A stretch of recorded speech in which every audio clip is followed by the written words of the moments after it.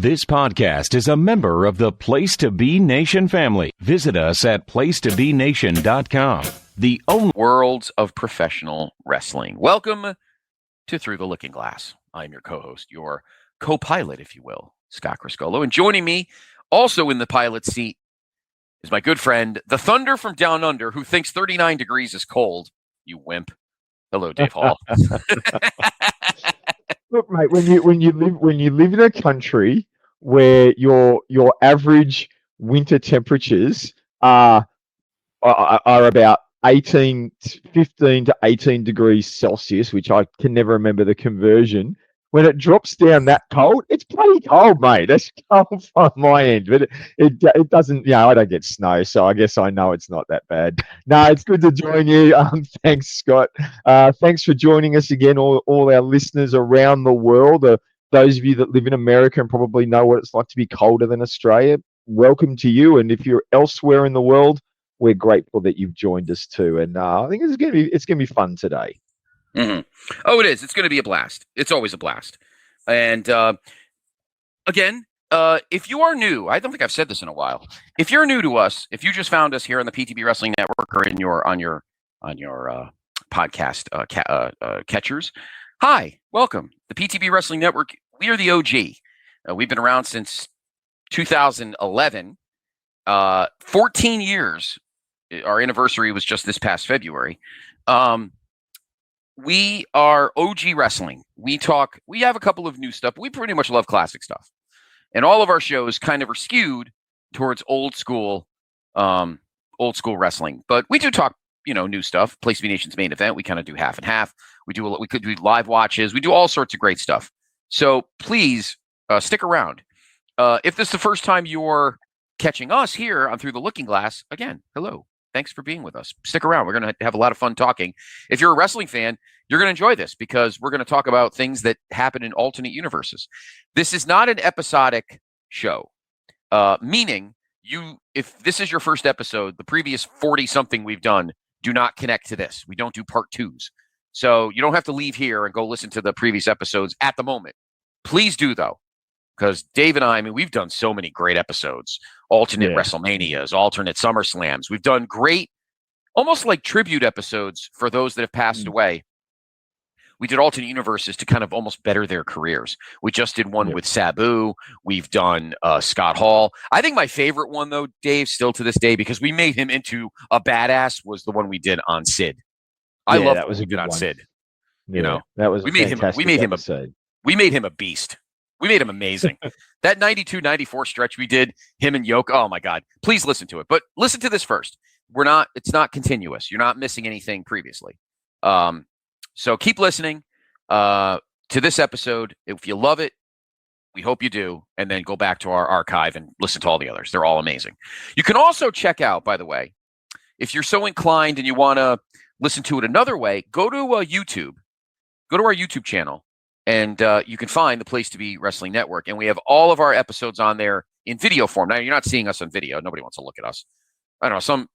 I always goof with our good friends over on the No-So because they always love having their faces there because that makes a big difference. But I love those guys. I make fun of them to their face that they do that. But well, there's some good-looking guys over there on the No-So. I think I'm a little bit old these days to have my God. face. Don't pump their egos up too much, Dave, all right? They're already a bunch of narcissists. No, they're not. I love those guys. I'm teasing. But anyway, we have it has a caption or a graphic up. But so if you want to listen to our pods through YouTube, please feel free. They're all up there. The Place to Be Wrestling Network, also the Place to Be Pop Experience, and the No-So. All three of them. All three are YouTube channels in all of our past and present shows. As a matter of fact, over on the PTB Pop Experience YouTube channel, we just replayed. We just posted.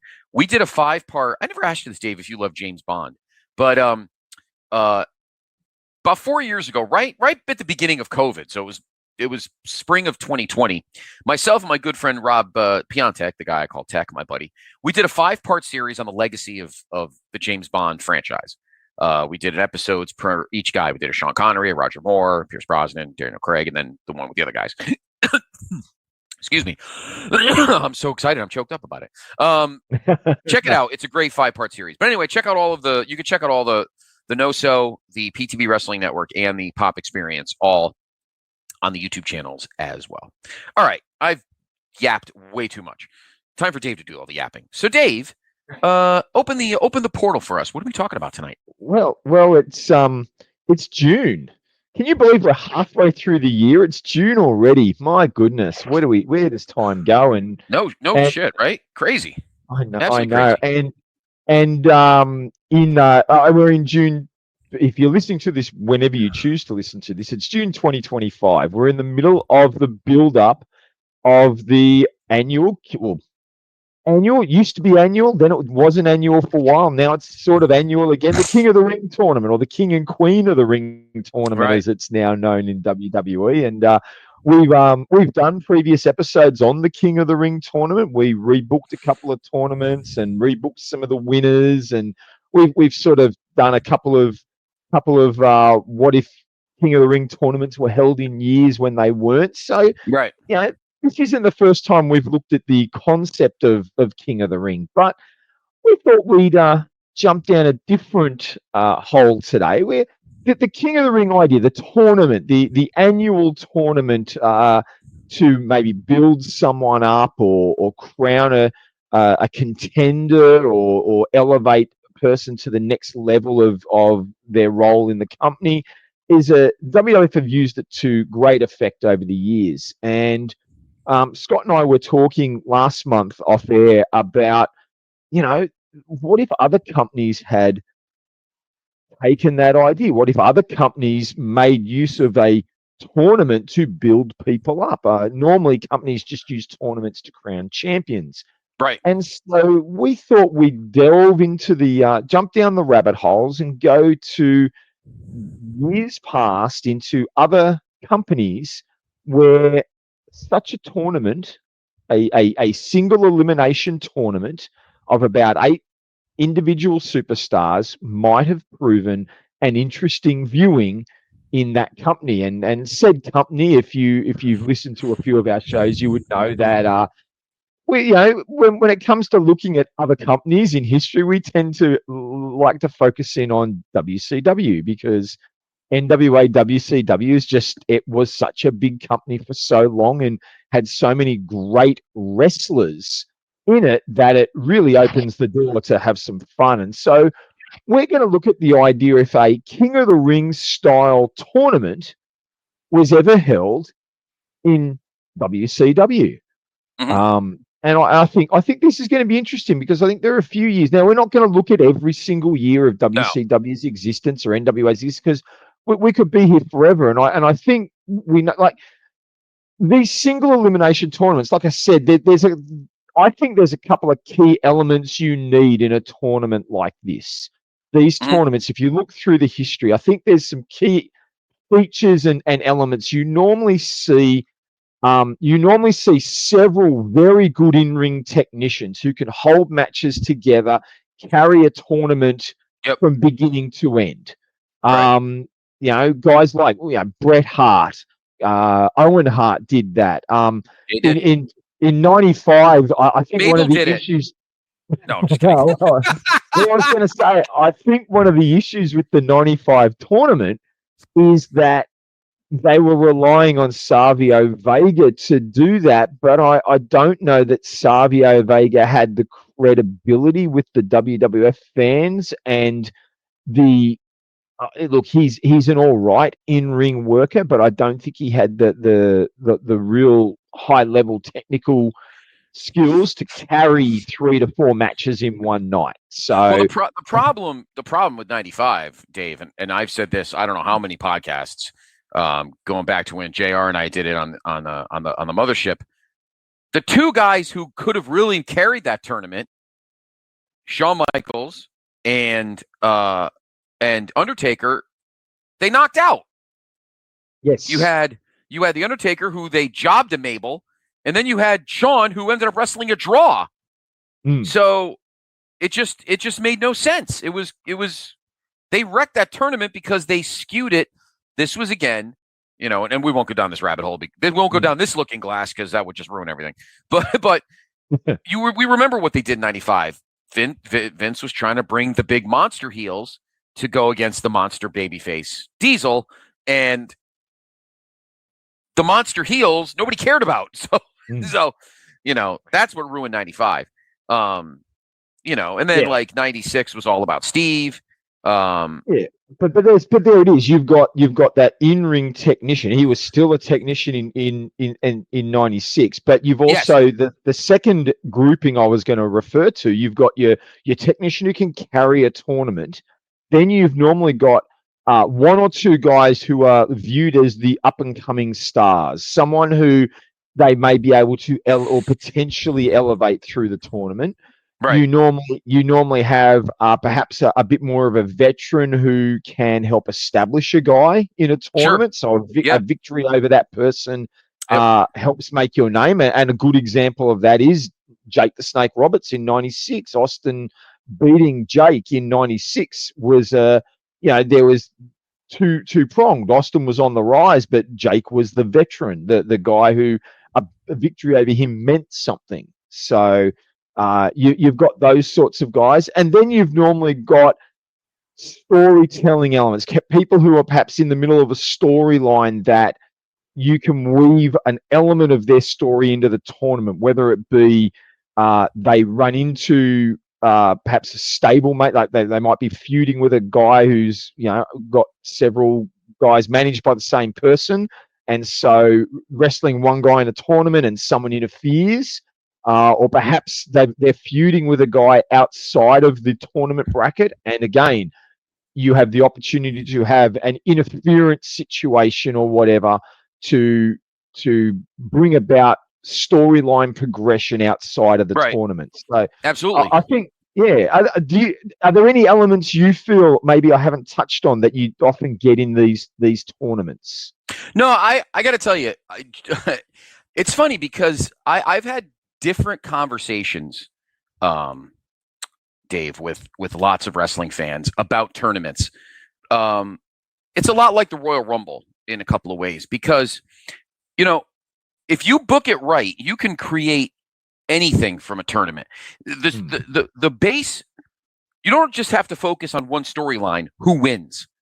You can, if you work it right, you could quarterfinal matches can create a storyline that you could work through after the tournament. Semifinal matches, you could create things if you have the talent to. You could create things from a tournament out of the tournament. The tournament is not the storyline itself, and you just focus on who wins and go from there. Whoever wins faces whoever, if it's for the world title or IC, US, whatever. You could really, if you know how to book it right. And like 95, let's just say, for instance, the 95 King of the Ring did not book it right. The 93 King of the Ring, for instance, you had the storyline was all about Brett being Brett. He had to eat. He was thrown a plate of shit at WrestleMania 9, which, by the way, if you haven't watched that doc, if you haven't watched the doc on Peacock about WrestleMania 9, it's pretty eye-opening. Yes, I know Hogan's a big lying sack of crap, but I mean, Brett's still fucking bitter. So take it for what it's worth. But anyway, the point is, a tournament, Dave, if you have a good booking group, and this is one thing that I think Tony Khan and the guys in AEW could really use a little work on, because Tony doesn't trust booking to anybody except that guy who does the YouTube show. I forgot his name, LA Knight or John City or whatever the fuck his name is. Anyway, he booked, I can't remember the guy's name. LA City, I don't know. Anyway, he booked apparently the Tony Storm Mariah May storyline, which was really good. And I feel like he needs to do more. But WCW had good booking. WCW had crap booking. WWE had good booking. WWE had crap booking. It all depended on the era. But the short answer is that a good tournament you can branch out and do so much with down the line. You can build storylines for months if you know what the hell you're doing. Whether it's you could even do something like, say, oh God, you could split tag teams up.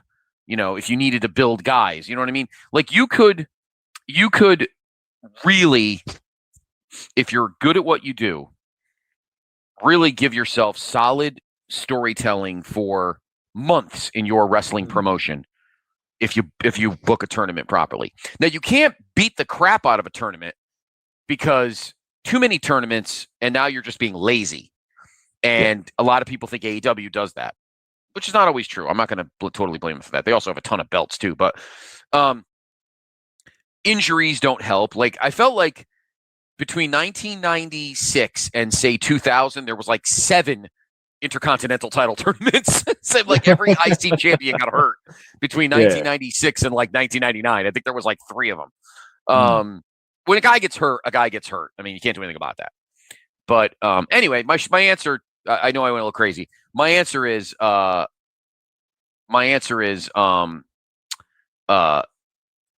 tournament can be fantastic if it's booked properly, because you can really grow it to your future, and you don't just book a tournament for the winner. That's great. You know, if you're booking something long term for the guy who wins, or girl, depending if it's a women's tournament, to a future title match, that's fine. But use the matches, use the quarterfinal matches, use the semifinal matches. Have, a quarterfinal match ends in a draw, or a quarterfinal match, some heel fucking screws the babyface, and then, in the semifinal, the babyface, comes back and gets revenge, and then you build those 2 guys, and then you build something else, and it depending on how many guys you have in a tournament, you could build at least three storylines right out of it. Yeah. On top of whoever wins and that storyline to a champion of some sort. So the answer to your question, I love tournaments when used properly to enrich your storytelling. That's my take. So that's it. And I think that's what our desire is in this episode today. We're gonna look at some potential King of the Ring style tournaments, and I'm gonna rename the tournament shortly. But we're going to look at some King of the Ring style tournaments in WCW over the years. We're going to put it, apart from one particular year, we're predominantly going to put it around about that May, June time period, just like WWF have done. We're going to put that in that middle of the year, and we're going to be using guys that are in the company. We're going to make use of pushes that are being built, storylines that are in progress. We can use this tournament, as you were just saying, Scott, to enhance storylines, build storylines, grow characters, and see if these sorts of tournaments might have helped improve the standing of some of the guys in the company. Because there are times when, unfortunately, I think one of the reputations that WCW had is that you often had some great matches in the company, but outside of perhaps the key components building into the title picture in certain years, a lot of the middle card guys and underneath guys could sometimes lack a little bit of direction. There are certain years where it worked better, but I think a lot of years you've got that mid card roster that just seems to lack a real direction, and a tournament can help build that. So that's the plan today. But our first tournament's not going to start in that May, June time period. Okay. Because I thought it would be interesting to place the first tournament and adopt the name at a different time period. And that is looking at the concept of Starrcade 1989. Starrcade 89 was the Iron Man tournament. And the Iron Team tournament, but the Iron Man tournament, and they had this idea of doing a very Japanese style event where everyone wrestled each other once, and they wrestled for points. And unfortunately, I don't think it worked the way they were hoping. But no. I wonder if they took the Iron Man tournament as a tournament, an 8-man single elimination tournament, building to the main event being your final match. And I thought that could be interesting. The Iron Man tournament becomes the WCW event. And so we're going to adopt the name, the Iron Man tournament, for WCW. It's going to become a annual or semi-annual event. I guess we'll see what happens. Mhm. But 1989 Starrcade, let's just jump straight in. I mean, there were 4 guys in the Iron Man tournament as it was. Ric Flair, Lex Luger, Sting, and the Great Muta. They were basically the top 4 contenders, the top 4 guys in the company now that Terry Funk had been retired one earlier. We've talked about that in a previous episode. We don't need to get into that tonight. Yeah, I know. We've actually rebooked Starrcade 89 in a way in a past episode as well. So Right. you can go back and hear that before. But where we're sitting, 1989 Starrcade, Funk has just been retired out, and so these are our 4 guys. And I thought, well, let's build an 8-man tournament. We need 4 other guys from WCW in 1989, Scott. And so the first one that jumps to my mind is Brian Pillman. He was on the rise in late '89. He was being given a good singles run. He'd had US title matches against Luger. He's a good in-ring worker. I think Brian Pillman would make a great addition to the Starrcade '89 Iron Man tournament. What do you think? Yeah, absolutely. He was young. He was up and coming. He adds a little youth to the tournament. Brings a different fan base because younger fans, girls dug him because Pillman was a good-looking dude in 1989, and changing the wrestling style because you got like a guy like Muta would love a guy like Pillman. The 2 of them could fit like a glove. And listen, Sting and Muta had great matches in '89. And Sting's a good wrestler. Let's say that. He's not the greatest on the planet, but Sting's a good wrestler. But a guy like Pillman would be a wonderful challenge, if you will, for Muta. I think that's a guy that could work well with him. So I love a concept like that, and I love a guy like him in there to kind of blend in the in-ring work of these older guys. So I love the concept of Pillman in the tournament. All right. So there's our 5th person, Brian Pillman. Now, 3 other guys. This now starts to become a little bit tougher. I think we need to be careful. We don't want to be. It'd be very easy to draw on guys like Rick and Scott Steiner. They're in the tag team ranks at that time. They just started their world tag team title reign. So I think we need to not bring them in. Right. So I was having a look at the roster. There are a couple of other options to consider here. One guy who sort of did come in late '89 and was given a bit of a push in those last couple of months before Funk left is Buzz Sawyer. I'm not personally the biggest Buzz Sawyer fan, but he was certainly getting some look in. Another guy who was getting prominent matches at the time is Tommy Rich. Who had come in and he'd replaced Rick Steamboat in the middle of the year. You've also got Arn Anderson, who has returned at this time period. Yep.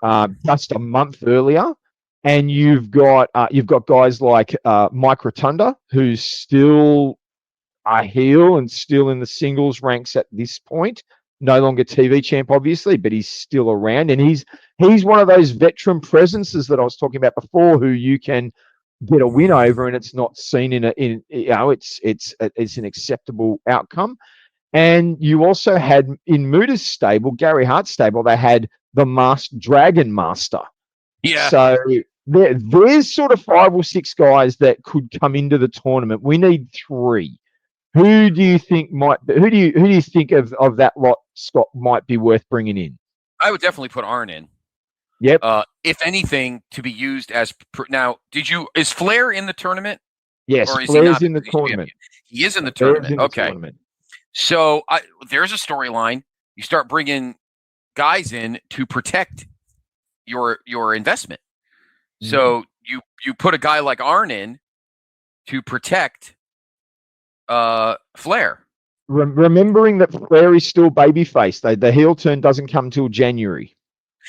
I agree, but Arn. All right, well, then you could do it in the reverse and do 5 years earlier from what you originally had, and have Arn come in and go, listen, I've taken care of you. I'm back now. I took care of you for a long time. I think I should get something out of this. And Flair can look at him kind of like he did with Funk, except in reverse, and be like, you know what, Arn, you're right. You did protect me all those years, and you did. We were in the Four Horsemen, and I maybe I do owe you something. So get in the tournament, and if we face each other, I'd be honored to take you on. I feel like Arn's a guy that you can't ignore in this tournament because he was also treated like a baby. Remember the Horsemen, because eventually, remember, of course, as 1990 started, Flair joined Sting joined the Horsemen, and then they all got pissed off at him, and then he got hurt, and that kind of ruined things. That's really what ruined things, was Flair getting hurt. Yep. But I like Arn, so that would make 6. That's 6. Okay. So of our makeup of the tournament, just trying to put ourselves in the time period, I look at it, we've got Flair, Luger, Muta, and Sting. They're our top 4. They need to be in an individual match each.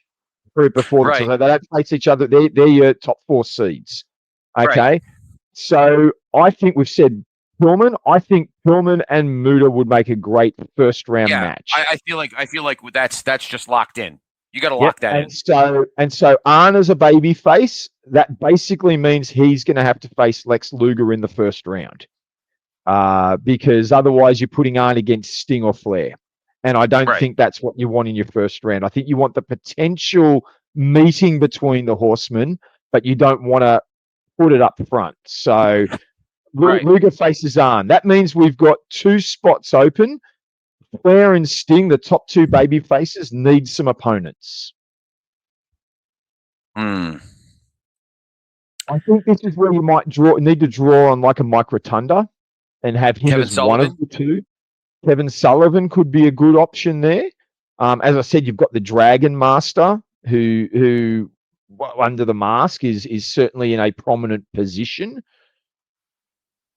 Butch Reed, was he there yet? Doom had just started teaming. They were under the masks now. Yeah. Okay. They're in the tag tournament. So you said you don't want to break any of the teams. So who are the teams now? Oh, you don't want to break up the Road Warriors. No. You don't want to break up the Midnight Express. Yeah, no, you don't want to break up any of the tag. You could potentially, here's a potential for you. Sid Vicious has just gone onto the injured list a month early. You could put Dan Spivey in the tournament.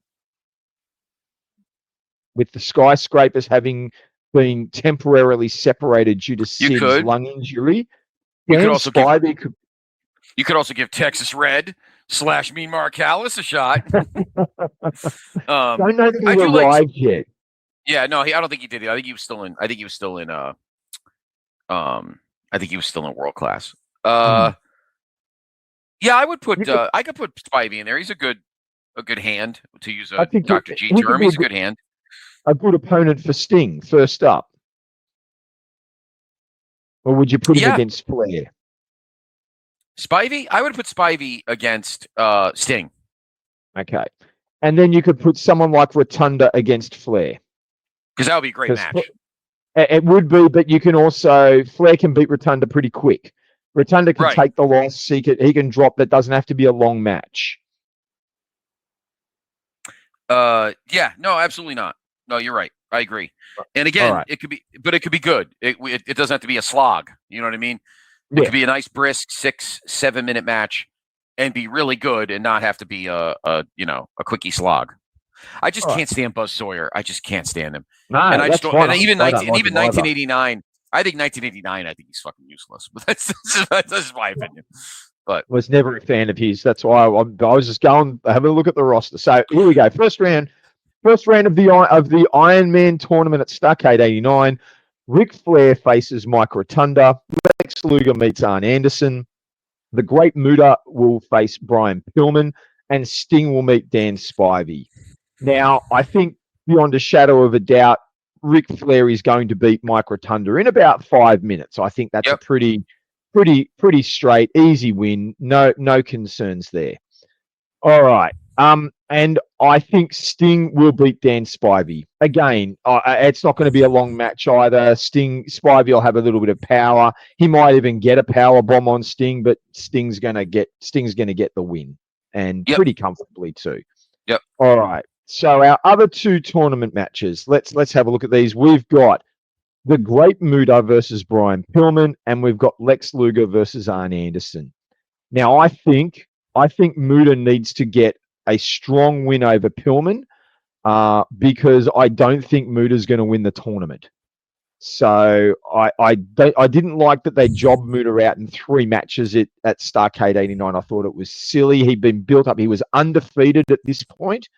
And so I think in this first round of the tournament, I think Muta needs to get a win, but I think it's going to be a sensational match. You're looking at a good 12 minutes of these two guys just moving at breakneck speed.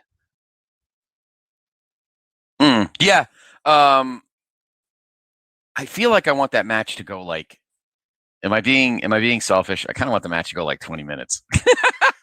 You want to draw it out? Do you a 20-minute draw, or do you want Muta to win just near? No, the I time want Muta limit? to win. I want Muta to win, and I have no problem with Muta winning strong. But I mean, think about it, Dave. We can't really waste those two on like an 8 minutes, or like a 6-minute sprint. That's that's like Blue Blazer, Mr. Perfect at WrestleMania 5. You're like, no, not 5 minutes. No, I feel absolutely. like that could go, 18, 19 minutes. I think that would work. That would be a great match. Yeah, it'd be amazing. It'd be amazing. And Muta finishes him off with the moonsault. Gets the clean win, but Pillman really puts on a good show. Maybe it's one of those finishes, not to be cliche, but maybe it's one of those finishes where like, Pillman's feeling, oh my God, and JR and right, is JR there? Yeah. And like, Tony's not there. Caudle and like they're pumping it up. Oh my God, the big upset. And then Pillman tries some kind of Jeff Hardy-ish thing, and he comes up empty, and Muta recovers and gets the win. Like, oh man, Pillman was so close, but he might have bit off more than he could chew. One high risk move too many. Right, exactly. Yeah, he bit off more than he could chew, and Muta caught him and got the win. You know what I'm saying? Absolutely. So Muta gets the win, and that brings us to our last first round match, and that's Lex Luger versus Arn Anderson. This is actually a very interesting matchup.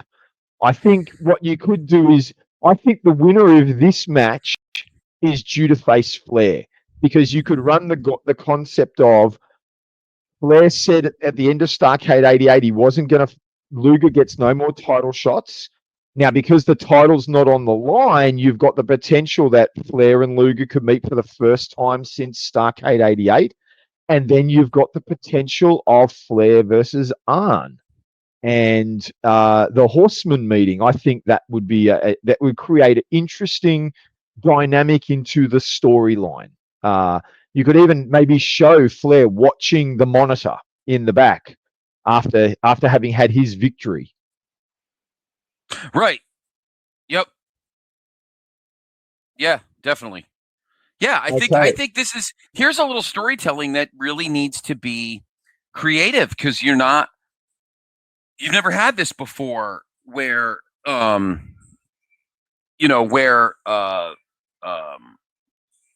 Flair and Arn are thinking about, oh man, will this hurt our friendship kind of thing? You know what I'm saying? Like, is this something I need to keep my eye on? Is this, Arn has protected me and we're friends, but I mean, it's only fair this guy wants a shot at being world heavyweight champion. It's not, you know what I mean?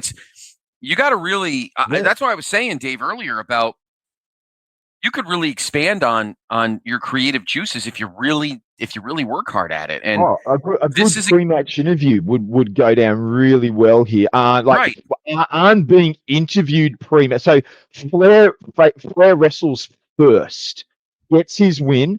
Then they're interviewing Arn in the lead up. You've got the potential here. You could meet you're about to face Luger, and Arn can talk about the history of the Horsemen and how he and Rick have never met because of their friendship. But if it came to it, if he gets past Luger, I'm gonna that's thing. And I'm here to beat Luger. I'm here to win this tournament. And then just as the interview's finishing, Flair could enter the interview area to wish him luck. But then you've got that tension of, does he really want him to win? Does he want to face his friend? I think the interview would create a lot of the tension for the storyline as well. Yeah. And then you decide, and then obviously, depending on the landscape, you decide what best suits you going into 1990. Yeah, well, I'm going to throw out this. Until we just started this conversation, this was not the finish I had thought of. Okay, but I'm going to throw out here, with a mind to building storyline, with a mind to trying to plant some seeds that aren't going to come into fruition till later. I'm going to throw out the concept that this match ends in a double DQ and Arn and Luger are both eliminated. But it comes from the fact that Arn is the one who sets up the scenario where the disqualification is going to occur. Arn is actually protecting Rick, but we don't recognize it until the Horsemen turn heel. And, in January, where they do the whole thing of the Horsemen don't fight each other and we're here to protect Rick, but that element of the story doesn't come up till later. But, Arn and Luger are having a match. Luger is the heel, clearly. But I think, perhaps Luger sends Arn to the outside and Arn grabs a chair. And he slides the chair into the ring, and then him and Lex start fighting over the chair. And perhaps Lex might even get the first shot in with the chair, but then Arn gets a hit back. And they're both disqualified as a result. And Flair gets a bye to the final. Arn has taken care of a threat without everyone realizing that's what he's done. What do you think of that scenario? I like it a lot. I think it brings some. It may be a little frustrating for the fans, but I think if you have a good end game attached to it, I think they'll live. But I think the match will be great. I think Arn can elevate Luger because Luger, obviously his big, obviously 2 years earlier, when he was really green as I always say this, as Steve Austin says, green as grass. In 87, when he had his two, or 87, even into 88, when he had the year before, when he had the two title matches with Flair, maybe a year older, a year mature, he could go, 17, 18 minutes with Arn, and then the thing ends in a hot mess. It may not be the most ideal thing for the fans, but I think in the long run, I think you paint a pretty good picture. Yep, and it also allows you to draw on this event later in 1990 when Luger is turned babyface and faces Flair again. You can call back to this concept of, now we see that Arn was protecting Rick from Lex Luger. Now we can paint that story even bigger.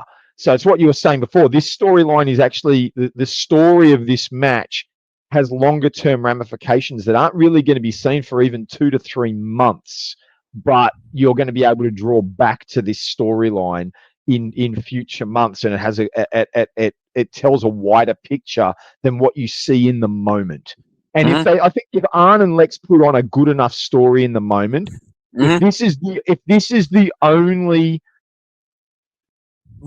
result like this is the only schmoz, the only negative, result where you don't get a clean finish, I think the fans will accept it too, because we've got Flair winning clean, Muta and Pillman having a barnstormer, and Muta and Pillman will come after this. So that's going to make all the fans happy. After seeing this result, the fans are going to get drawn back in by Muta and Pillman having a 5-star classic. So I think you'll win any negative impact you have on the fans. You win back with Muta versus Pillman coming after it. Right. Yeah. No. Absolutely. And if Pillman, because obviously Pillman doesn't stick around, but in our universe, not Pillman. I'm sorry, Muta doesn't stick around. in the Prime universe. But in our universe, I would think he should stick around. Oh, absolutely. And I think you grow that feud. Like Muta comes in, you could do Muta kind of a respect thing. Like, listen, you little shit. You impressed me. I gotta say, you almost you could even you could take it a step further. You could have in the heat of the match, the ref might take a bump for a moment, and Pillman gets a visual pin at one point, but no ref to count. You could do that. Then they can come back and Pillman can say, "I actually had you beat. I had you beat, and I should have advanced. I want a rematch."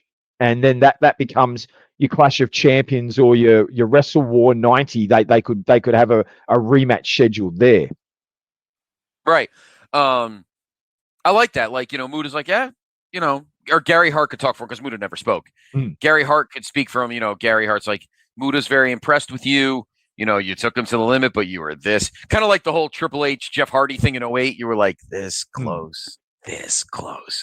And Pillman's like, well, actually, Gary Hart, tell your guy here that take a look at the monitor.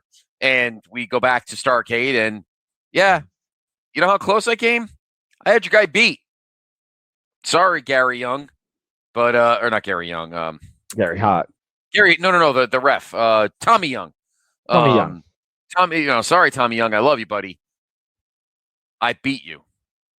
Tommy Young wasn't there, but I beat you. I know I can beat your guy, and I want a rematch at Clash of the Champions. And then Gary Hart could go. Oh, sorry, go ahead. I was going to say, well, I'll let you finish because then I'm going to take it possibly a slightly different direction. How would Gary Hart go? So Gary Hart could go, well, I mean, let me talk to Muta, and I'll get back to you. So he comes back the next week on the Cindy shows and goes, so Muta would be willing to give you a rematch at whatever the first pay-per-view was in 90. Was it Capital Combat? No, it was Wrestle War. It was Wrestle War. He'll give you a match at Wrestle War if in 2 weeks at Clash of the Champions, you beat this guy of our choosing, and you don't know who it is until that night. So you show up, Brian Pillman. At Clash of the Champions. We will give you an opponent. You could beat that guy. Muta will give you a rematch at Wrestle War. And then you get to Clash, and Gary Hart goes, all right, so here's your guy. And by the way, you have to beat this guy in 10 minutes or less.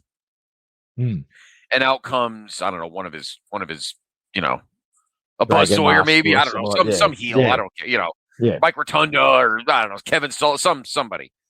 And Mike Rotunda actually be pretty good. Actually, Mike Rotunda would be a pretty good pick. Experienced guy, former television champion. You could beat Mike Rotunda in 10 minutes or less. Not only did you beat him, but you got to beat him with the clock. You get your match with Muta at Wrestle War. And, Pillman wins with 7 seconds left, and they're fucking with him the whole match and everything. And then you keep going, and maybe, and I know you said you have a further thing. Maybe, Dave, because I know Arn had the TV title for pretty much all of 90, but maybe you build Pillman throughout 90 to possibly be a television champion. Oh, absolutely. I think that'd you know what I'm saying? Brilliant. Yeah. No.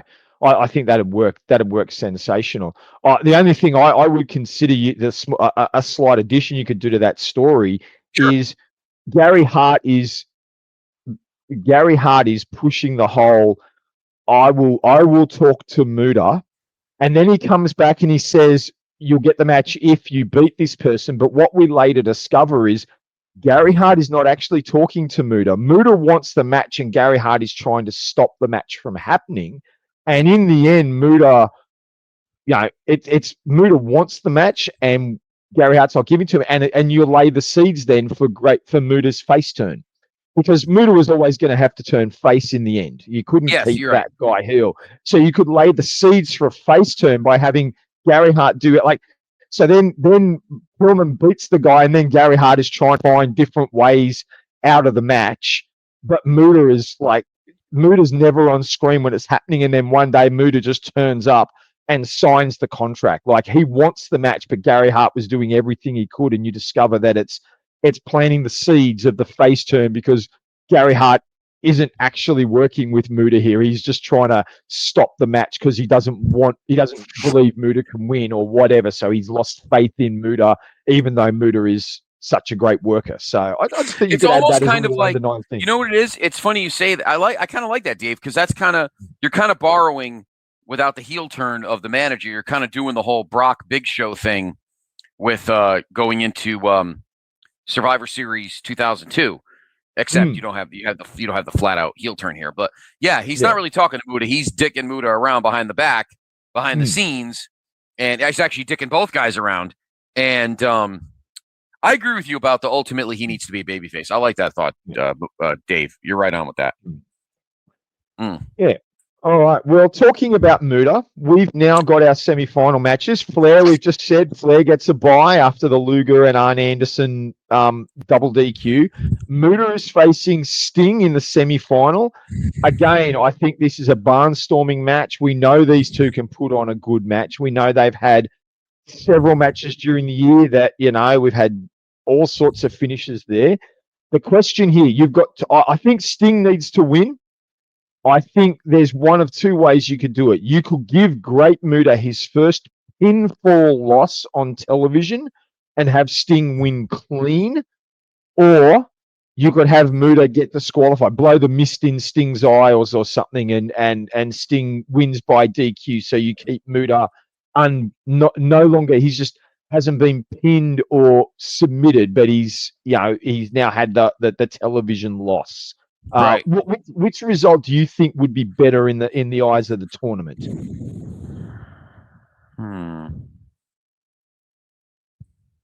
Maybe the second one. What's the second one again? Muta gets DQ, maybe blowing mist into Sting's face or something like that, and so we get the DQ, and it puts Sting. He's had two tough matches, and now he's also had the mist in the eyes, so he's got to clean his face, wash his face, or the other stuff out of his eyes before he can face Flair in the final. Yeah, I kind of like that. My only thing is it'd be hard to make Muta a babyface after that, but except that Muda's been doing that for a long time. I think if you have, look, you could have Sting just beat him with a roll up or something, and that's part of it. There lies the foundation of the frustration for Gary Hart. Muta has lost a match now, and Gary Hart, that's why he wants to protect Muta from Pillman. He's like, Muta's no longer unbeatable. He's lost a match, and I don't trust that he can win these matches anymore. And I want to keep my meal ticket, so I don't want him against Pillman, who we saw got a pin on him in the match. So right. Maybe it is that we have Sting get the win with it. He gets a roll up or something. Maybe you do the stupid finish they did earlier in the year. You do the back suplex finish, except this time Sting clearly gets the shoulder up and Muta doesn't. Like it becomes very clear in the picture that has happened. So you can't deny that that's the result. Yeah. Okay. I go with that. I think I like that. All right. Okay. Yeah. So Sting gets a clean win over Muta, but not decisive clean, but just the clean win, which gives us our final of Ric Flair and Sting. A match which was our final match at Starrcade 89 as it was in the Iron Man tournament. I think just like there, I think Sting needs to get the win. Sting gets the win. He gets the 3 count.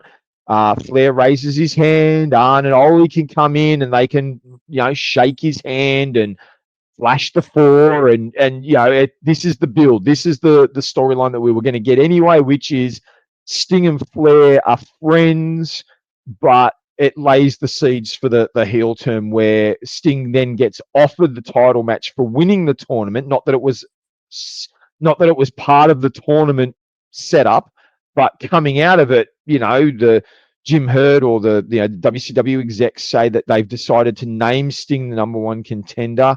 And then you get the storyline that we get where Arn and Ole basically say you either give up the title shot or you're out of the Horsemen.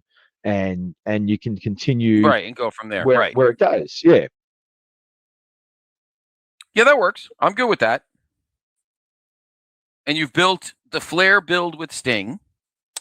You've built you've built the Pillman Muta story between those two heading into the new year. And maybe you start planting a seed of Arn. Maybe you flip it and you go to Arn and Arn suddenly, yes, they want to kick Sting out of the Horsemen, but maybe Arn stops and looks at Rick and go, well, I mean, look what you did in the semi. I mean, you fucked that up. I didn't get my shot. What are you busting his chops for? Maybe Arn looks at him and goes, why don't you just let the guy wrestle, Rick? Who cares? If you're that good, you two wrestle a great match. Sting wins, great. He's the champ. He leads a Horseman. We band around him. If you win, everything stays the same, and we move on. What's the big deal? Were you scared? What if this? Arn could be like, what if that was me? You're gonna tell me, Rick, to give up my title shot? He goes, bleep you. What do you think, Dave? I mean, you could kind of swing that a little bit. You could make it a ruse, or you could make it legit. And Arn's like, well, if I won that tournament, Rick, were you going to ask me? Look me in the eye, Rick. Were you going to ask me to give my title shot up? He thinks, do you think I was going to? And Rick could look at him with a look like, he could be incredulous about it, or he could be a little scared, like, oh shit, I didn't expect this to go sideways. You know what I'm saying? I think that storyline would be fun. I think you could have some fun with that, but in the end, it is you could sort of set it up. Arn is doing this, and so Arn and Sting decide to have a friendly match with Flair and Ole just on TV, not on a clash, but just on TV, or maybe even a Clash of Champions. This becomes the Clash of Champions main event. Sure. And they're all seemingly baby faces. It's set up in that sort of way. I'm like, would you have done this? And they're like, well, of course. Well. And so Flair and Ole wrestle Arn and Sting. And in the middle of a match, Arn turns on Sting, and three of them just beat the crap out of him. Right. Sure. Which sets up the next the pay-per-view where Sting and Flair will face for the title. Yep. And from there, Dave, we get the storyline of Pillman and Muta, and you either do it the way I have it. Either way, whether we kind of go my route or we go your route, either way is perfectly fine. You could have Pillman building. Pillman builds to eventually maybe a Great American Bash, or maybe even a Halloween Havoc. Get a television title shot, and if it's Arn or if it's another heel,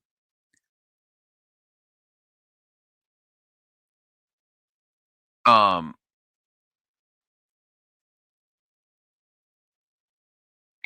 we'll see. You could go either way with that, Absolutely. I think that this tournament has set up a bunch of storylines coming out. I think we've done our job. I think Iron Man Tournament 89 has really, I think that would have been a successful event, and I think it would be looked at a lot better than what the original Iron Man Starrcade 89 is looked at. So, yeah, I think we've done well there. All right. Well, let's jump ahead a couple of years. We're going to bring the Iron Man tournament back in 1991, in around May, June 1991.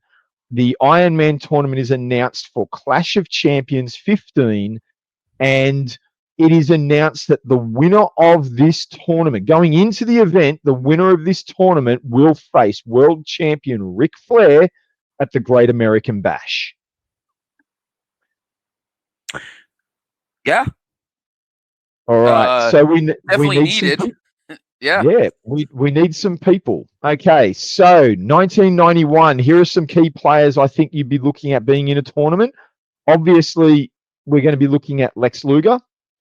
We're going to be looking at Sting. Okay, both of them are there. We know that at Clash 15, Luger and Great Muta faced off in a number one contender match. So I think we bring Great Muta in for the tournament. Okay, so we've got some familiar faces coming in here. Yep. Okay. Another person at the time who was getting a good solid singles push is Brian Pillman. So here we go. Yes. We're seeing some familiar faces. Yep. That had How been about built. some that had been built? How about some other faces?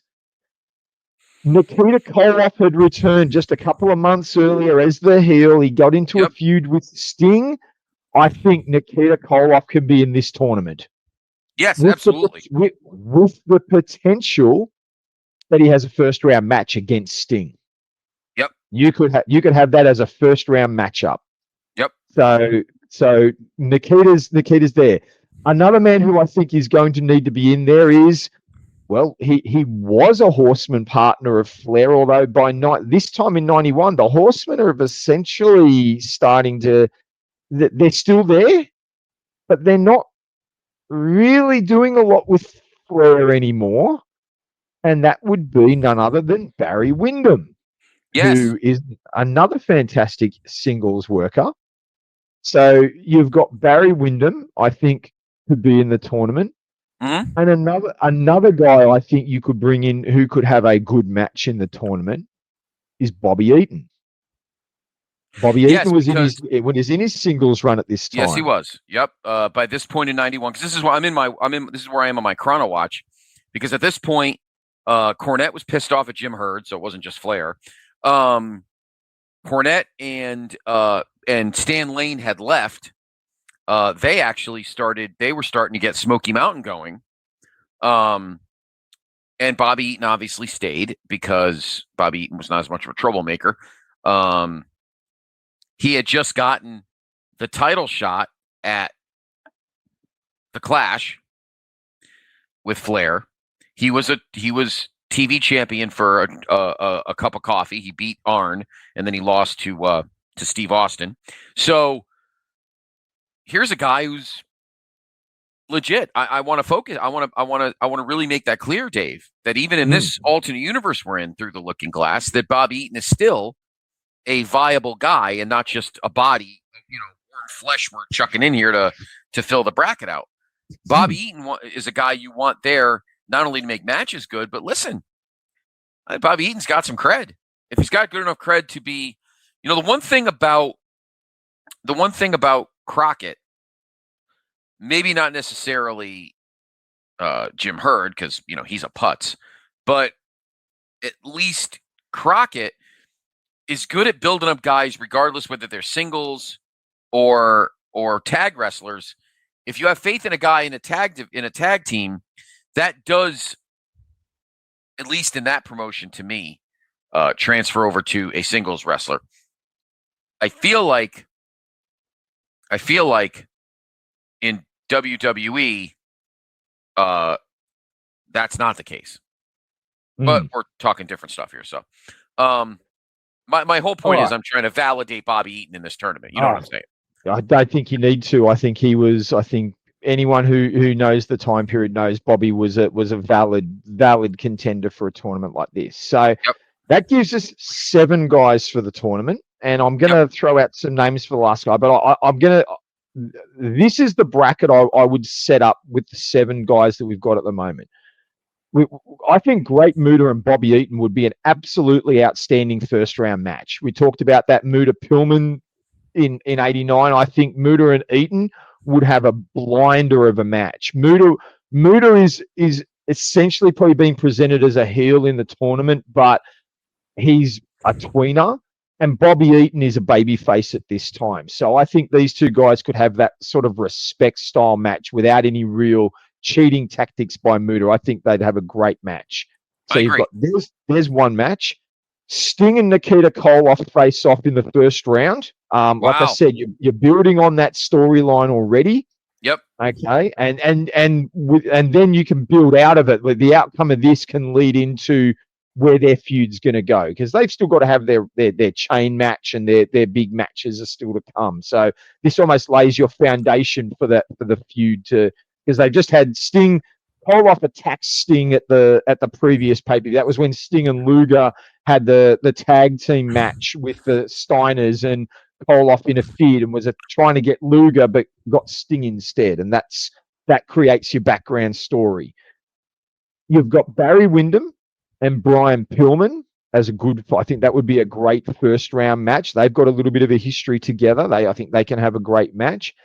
And then we've got Lex Luger, who is one of the favorites for the tournament. We need an opponent for babyface Lex Luger. Let me list off a couple of options that could be that are in the company at the time.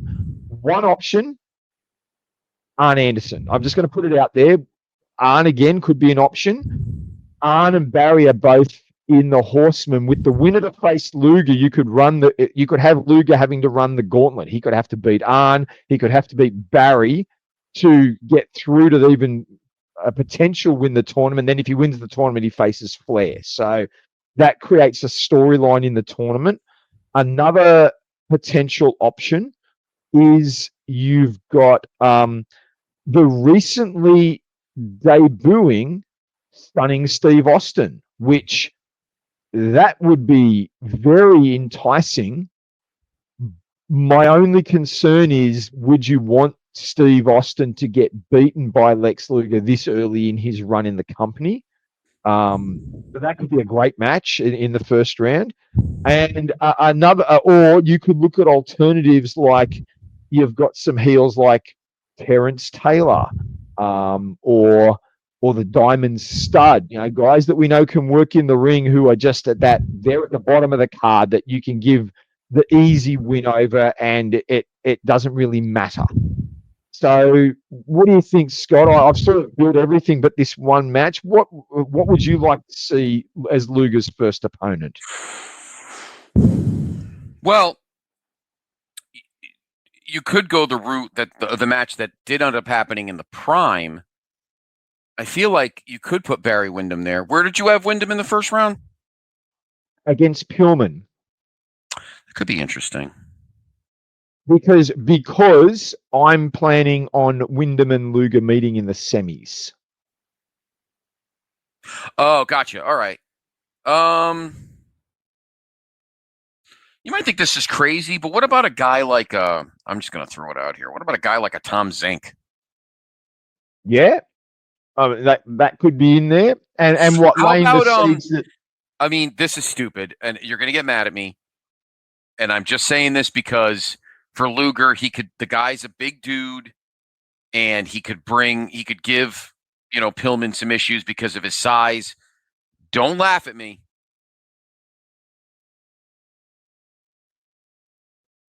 Oz. The only reason I'm saying that, the only reason I'm saying it, you want Luger to advance, and as dopey as the gimmick is, Kevin Nash will at least give Luger a struggle just because he's a big dude. 9, 6'8", 330. Forget the I can see the rationale and the dye job and all that other bullshit. Take that out of the equation for a minute, because I know you're looking at me going, "Jesus, what is wrong with you?" Dave, I totally understand your skepticism about whether I've lost my mind, but just in this instance, in this bubble for the quarterfinal match, if you think you're running out of legitish heels at this point, I just feel like if you throw a guy like Oz in there, yeah, the gimmick's dumb. He's got the stupid robe and the fucking mask and all that crap. I understand that. And he's got Nash has his usual weirdo face. But if you give him 7-8 minutes to counter Luger's power moves, Luger thinks to himself, man, could this guy actually beat me? I mean, he's Oz. But maybe you have to make Luger work a little harder. And maybe this starts the build, if this is what you were thinking, to a Luger heel turn at the end, which does end up happening in real life in the summer of '91. He gets Harley Race. He gets Mr. Hughes. Look, I think maybe. How about this? All right. How about this? How about Harley Race comes out and helps Luger win, or he costs Oz the match, or something, and Luger kind of looks at like, what are you doing? And Harley kind of looks at him and goes, and just Harley walks away, and you're thinking, what the fuck is this about? Am I going off the rails, Dave? Please tell me if I am. It's okay. No, look, I think I can see the logic in bringing in Oz. I can see the logic, like you're saying, a bigger guy. It's something different for Luger to face. I actually think that it could work, and I think you could run there because Oz has this big elaborate entrance. This could almost be the first match of the tournament. Yeah, Oz has exactly. this big elaborate. Oz has this big elaborate entrance. So Luger comes in first, babyface. They bring him out first. The crowd go nuts. He's in the ring. He's all ready to go. And then Oz has his elaborate entrance. And you can keep cutting back to Luger with this face of, what the hell is this? What am I looking at? Then you could have the match, and you could, like you said, Oz makes him work a little bit. Luger maybe questions a little bit. He ends up getting the victory, gets a clean victory. I wouldn't bring Harley in yet, but I do like the idea of Harley making an appearance during this event. But I think you could have Luger beat Oz. Then he's sort of like, he comes away going, Mike, that was a little bit tougher than I was expecting, but you always had that feeling like Luger's not overawed by the shenanigans. And at some point he probably, Kevin Sullivan was the wizard, I think, or whoever was the wizard. Luger can, they can, all the shenanigans, they can jump up on the apron. Luger just pulverizes everyone at the end, gets the clean win over Oz. He goes to the back. And I think we can I've got an idea. I wasn't thinking of Harley, but I've got an idea for bringing Harley in later. Now that you've raised him, I think we can use Harley later in the night. So if you'll hold off on that idea. Sure. But I like this. I think the Oz thing works. So there we go. So Luger meets Oz in the first round, gets the win. Barry Windham and Brian Pillman can face off in the next match, and Barry gets the victory. Clean. Well, we can cheat. He's heel Windham. Maybe Arn's in his corner. Arn can be in his corner. Arn can trip or distract Pillman. Windham gets the win. Okay, there's an easy outcome there. Great Muta and Bobby Eaton have an absolute barnstormer of a match, and Muta gets past. And then we've got Sting and Koloff. Now again, we can fall back on what we did last time, and we could have a DQ finish. But I think to play the storyline better, I would have Sting beat Koloff by DQ. Koloff hits the ref, does something, brings the chain into the ring, won't listen to the ref. He gets DQ'd and Sting advances. Mm-hmm. And then in the semi-final, so Sting beats Koloff by DQ. Sting is going to face the Great Muta in the semi-final. And in the semi-final, Koloff comes back out and costs Sting the match. Okay. Sure. Definitely. So we have our semi-final being Great Muta versus Sting. And as I said, they can be having a good match, and then Koloff comes out. He costs Sting the match. He hits Sting with the chain when the ref's back, doesn't see it, and Muta gets the pin on Sting, which allows us to look at Muta as a heel going into the final, even though, where he stands, but the Koloff's actions and Muta overcoming Sting will have the fans incensed. Mm-hmm. And then you have Luger versus Windham in your other semi, and Luger gets another wing, but he eats it out. It's that only just maybe Windham. You could have the double pin, the stupid double pin again, or Windham thinks he got maybe Luger gets the pin, but Windham's foot's on the rope or under the rope, so that Windham has the ability to come back later and say, I was cheated. I didn't lose the match, and that allows you to play into maybe why Wyndham gets to when Flair leaves before Great American Bash. That allows you to give a good rationale as to why Wyndham is chosen as the man Luger will face for the title, because he didn't get the clean victory here. There's some discussion as to whether or not the match should have continued. And so then you've got your final of Luger versus Muta. Now, coming back to what you said about Harley.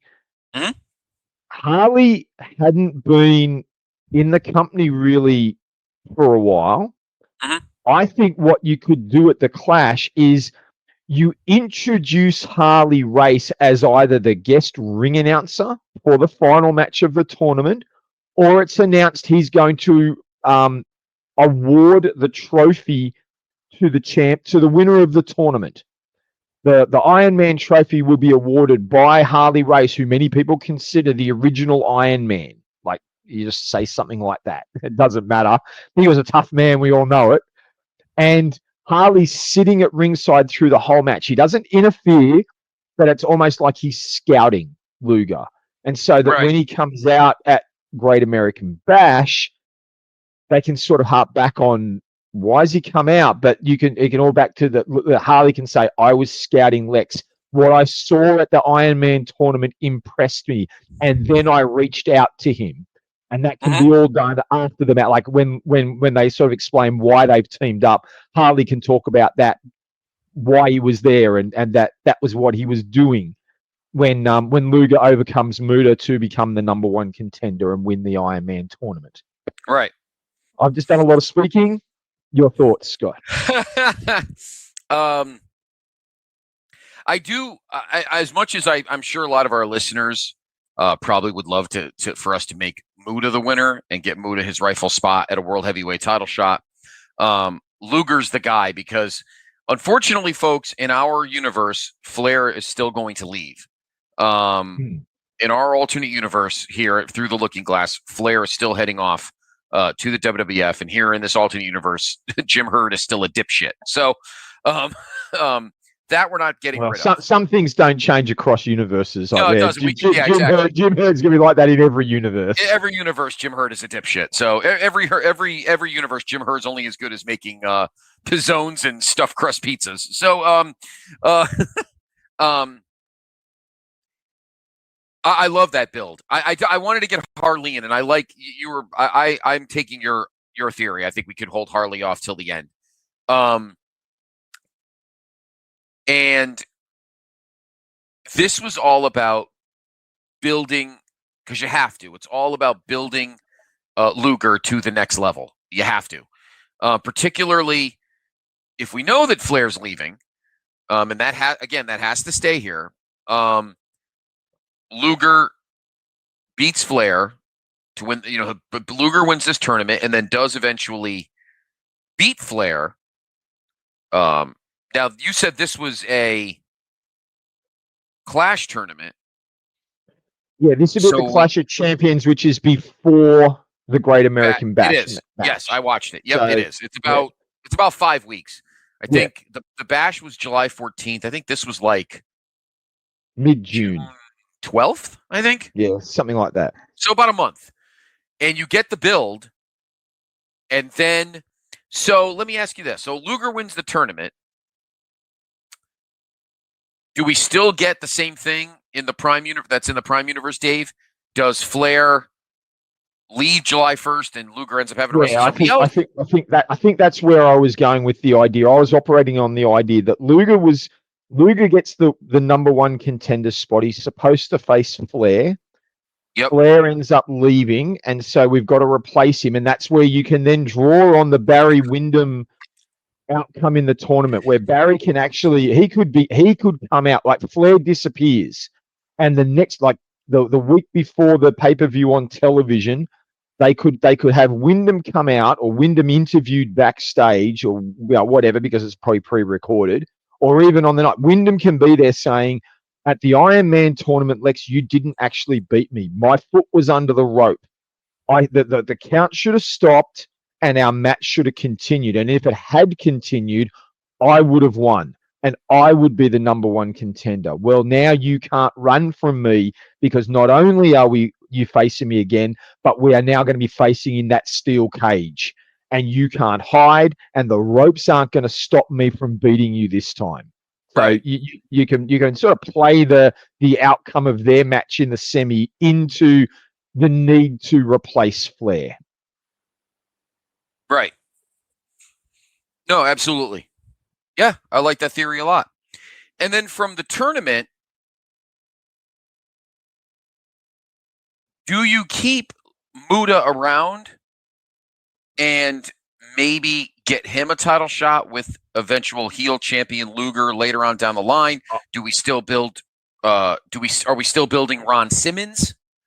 I think you can do all of the above. I think the issue they had for Luger is he didn't have any viable challenges. I think keeping Muda around, or even if you bring him back, like Muda coming back, Muda is viable. His reputation makes him viable, and Sure. he's very easy because of the gimmick and the way he wrestles. He's very easy. He comes back. Luger's now heel. Muda gets cheered. In fact, Muda might even save. Muda and Sting had a lot of respect for each other, and you could play up that Sting and Koloff are having. Koloff could have an attack on Sting at a TV show or a pay-per-view event or whatever, and Muda comes out as sort of the run Koloff off to save Sting, and that sort of gives you the okay, great, Muda's now a babyface, and so then Muda and Luger, I would definitely want him to hang around to have a rematch later in the year with Luger, or you Right. bring him back from Japan for that purpose of getting that top-notch rematch against Luger while you take the time to build Ron Simmons properly. Sure. And build him up. And then, of course, obviously the long-term game would be Sting and Lex. Luger and Sting are going to face down the line like they were always going to. And then you're also building Steve Austin, obviously, is being built. You're building babyface Barry Windham. And one guy we haven't mentioned yet who is in the company but kind of under the radar at the moment because we know what he will become within the next year, probably 2 years, is Vader. Yes. Yep. So, and you've got other people joining the company later in the year as heels. You've got the arrival of the Ravishing One later in the year. Yes, you do. The Phantom? He should be in the tournament as the Phantom. The Iron Phantom. Yep, the Iron Phantom. So 91 could end up becoming less of a dumpster fire,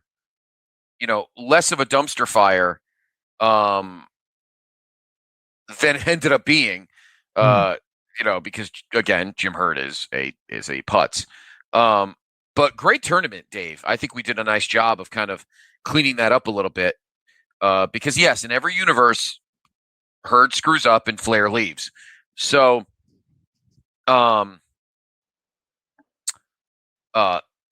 needed to kind of have a straight, down the line, linear story to clean up where you do push Luger to be WCW champion. Flair's gone, but now you've got this cachet of pretty impressive talent to kind of help yourself out. So, great job, Dave. What do you think, everybody? Put it in our comments on your podcast catchers, or even on the YouTube channel. Even if you want to on our Place to Be Facebook page. I think that was I think that's a great tournament, Dave, and I think it was good to kind of clean up things heading into, going into the second half of 91 without Flair, because it's first time Flair's not in Jim Crockett Promotions since 1970 something, so. All right. Well, let's jump ahead now. Okay. We're going to jump to a year. This is at your request, Scott, and I'm going to give you a little bit more of a bigger say. And I want to hear some of your ideas for this. We're going to jump to 1995. Okay. Hogan has arrived. Hogan economics are at play in WCW now. Yep. How is this going to impact our annual Iron Man tournament? Now, we are now at monthly pay-per-views. And so this May-June time period, you have Slamboree occurring in May of 95, and the Great American Bash happens in June of 1995. So obviously our tournament is going to occur on pay-per-view by this point. Yep. What are your thoughts? Do we put it in? And we also know that, do we put it in at Slamboree, or are we going to put it as the Great American Bash? I would prefer to put it at Slamboree because I think you want more eyes on that secondary kind of show, and then build to the Iron Man tournament winner versus Hogan for the WCW title at the Great American Bash. I also think it'd be kind of cool to maybe, since it is 1995 and it is Slamboree, maybe we add a legend or two in to kind of stir things up a little bit if need be. Into the tournament. Yeah. Oh, now that could be interesting. We'll come. Somebody back legit. Yeah, I wouldn't throw like Vern Gagne or anybody in there. No. We'll come back to that. I like that idea. Let's see what we can do with that. Okay, so 95. We know. Let's paint a picture. Hogan has arrived. We know that Hulk Hogan does not wrestle every event, and I like the idea of the winner of the tournament is going to face Hulk Hogan at Great American Bash. Now, just some real world, the real Prime Universe, some understanding. Hulk Hogan actually didn't wrestle at Great American Bash. He did wrestle at Slamboree in a tag team match. But I think if we've got our Iron Man tournament, we can legitimately say Hogan doesn't need to appear at Slamboree because the winner will face him at Great American Bash. So we're just moving one of his appearances around. Right, I don't think so. So Hogan is not going to be on this card. Hogan has just come out of his series of matches with Flair and all the shenanigans around that. Mm-hmm. So now we need 8 guys, 4 baby faces, 4 heels for the tournament. I want to throw up one name I think should be in the tournament. After having a big couple of years, I think a name that would be good in this tournament is Vader. Totally. All right. Absolutely. I think he's one of our heels. Okay. Yep. So there's one. And I think another guy who is in the company now, I think would be a really good guy to have in this tournament is the Macho Man. Totally. Yes, of course. I got another guy. I have another heel. May I add a heel? You may. I think we need a worker. Yep. Steven Regal. Yes, I like that. Lord Steven Regal. Lord Steven Regal, who I think he was still TV champion. I think. I might be wrong. This is just at the time when he was just starting the tag team with Robert Eaton. Yep. But you could easily just hold that off for a few weeks. I mean, it literally was around this time that they started the tag team and the storyline around all that. So you could easily just hold that off for a few weeks, and this almost becomes Lord Steven Regal's last babyface run, or even they're starting the tag team, but Regal's still got enough credibility to be in the match, in the tournament. So sure, absolutely love it. Lord Steven Regal is one. I think another babyface for this time period, Alex Wright. He's arrived. He's just starting to make a name for himself. I think it could be a little bit of fun having Alex Wright in the tournament. Sure. How about Oz? Oh, wait, sorry. Sorry about that. Oz is champion. He's a world champion right now. See? He is. He is. My goodness. What's going on in the world? I know. Wow. And that's not even the alternate universe. We need another. What do we need? Another baby? So what do we got? So we got Vader, let me throw heel. We've got Vader and Steven Regal, and we've got the Macho Man and Alex Wright in the tournament. Right. Now, you suggested potentially bringing in a legend into the tournament, which I think is a great idea. I hadn't thought of that. Do you have any legends in mind? Because obviously the legend chosen will impact the structure of the tournament. Yeah. Let me throw a name out to you. I'll throw a name out to you. I don't know if you had anyone in mind, but thinking of someone who could go in the ring for a match, really wasn't under contract, and I think was still in enough of a good condition that going into the tournament would at least be viewed legitimately. Uh-huh. What about Tully? Yep, that's exactly what I was thinking. Yeah. All right. Exactly what I was thinking. Does he come in as a heel or is he going to get cheered? He's probably going to get cheered.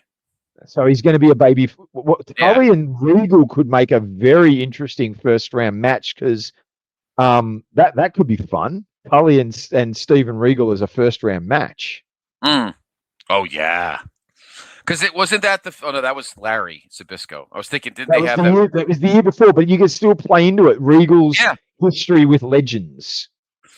What about Larry? I don't know that you retired by then. He was retired. He'd done the return the previous year with the Regal shot, but I don't think, and he does make a return into the ring with Eric and Scott Hall in '97, but I don't know that you. That was gimmicky nonsense. Yeah, that was gimmicky nonsense. That's fine. Yeah. So, all right. So we've got Tully in the tournament. Okay. We need at least another baby face. Let me run you some names of guys that were baby faces at the time in the company. Okay. I'll run through a list of guys.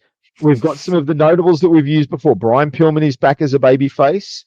So you've got Sting is there. You've got the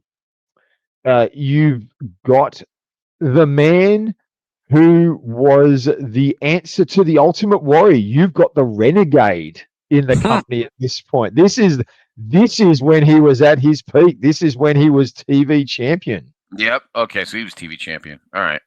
As horrible as that was. Yeah, it really was. Does Hogan economics, does Hogan philosophy say that Renegade has to be in the tournament? Oh, God. Oh, crap. I mean, how do you not put Sting in it? Well, absolutely. Sting should be in the tournament. He has to be, Okay. Unless you've got him in another storyline at the moment, which I don't. Who was he wrestling in '95? He faced Big Bubba Rogers at Slamboree. Oh, so in other words, he was doing nothing. Yeah, he was just tied all into the Hogan storyline stuff that was on the periphery. Yeah. That's true. He's got to be in the tournament. We're not taking anything important away from it. Which allows you in the build up to the tournament, and even right at the beginning of the tournament, Sting and Macho Man have got the friendship. Maybe we could do the similar thing we talked about earlier about like the Flair Arn idea of, the Mean Gene can be interviewing them at the beginning or in the lead up to the tournament. Like, what if you guys have to face each other in the Iron Man tournament? And Macho, they could both be like, well, if it comes to that, we'll give it our best. We go, oh well, if Sting gets through and we face each other in the tournament, I'm going to give him my very best. Yeah, you could just picture that sort of. Milk toasty slop. Yeah. But it creates that underlying storyline. What if Macho and Sting face each other in the tournament? What if one of them wins it to become the number one contender to Hogan? Right. Yep. It really sort of plays into the bigger wide story. So, all right. So Sting's in there. We'll essentially need two more heels. We need two heels. Let me give you a bit of a rundown of the roster. Okay. Let me give you. Okay, so some names that are out there. You've got Stunning Steve. You've got Meng. You've got Kevin Sullivan. You've got Arn Anderson, Big Bubba Rogers, and you've got Ric Flair has just returned from suspension, but I don't know that I'd put Flair into the tournament. I think you need to probably keep him out of the tournament. Right. DDP? DDP is there as well. That's correct. Hmm. Although DDP's still a bit of a schmuck at this point. He's really Yeah, still that's at the true. lower Still end of the in card. lottery ticket thing or whatever the fuck that storyline was. How about was Johnny B. Bad a heel or was he a babyface at this point?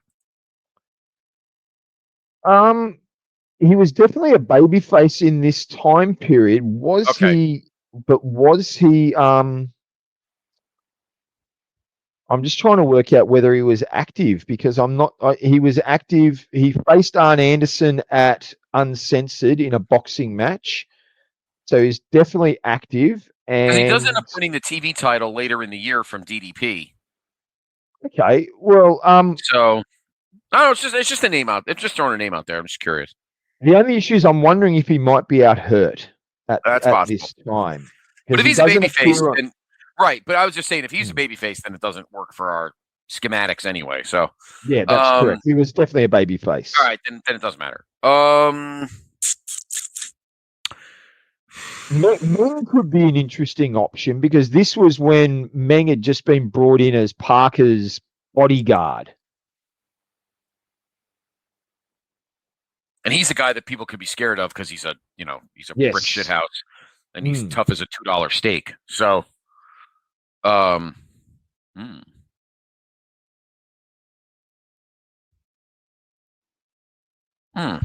like the idea of Meng. I think yeah, I Meng kind of works do well. too.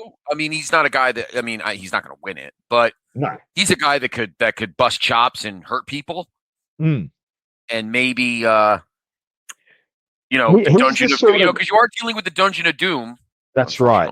Unfortunately, well, they're the other side of this of the story. Yeah, Meng wasn't in Dungeon of Doom at this point. Meng, I Do we think, have was Z Gangster? No. Sorry. No Z Gangster? No. Oh God. So if we look at the heels, we've got Vader, we've got Meng. Meng's the sort of guy that you're going to probably put against whichever babyface you want to get through the tournament. Meng's probably going to face him in the first round to rough him up a bit so that you can play into the babyface gets beaten up a bit at the beginning of the tournament. Right. So you've got Regal in there. We need another. You need a guy who could probably be a potential.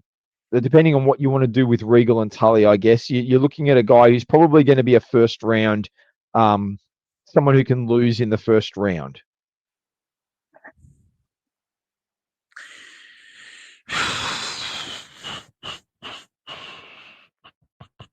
A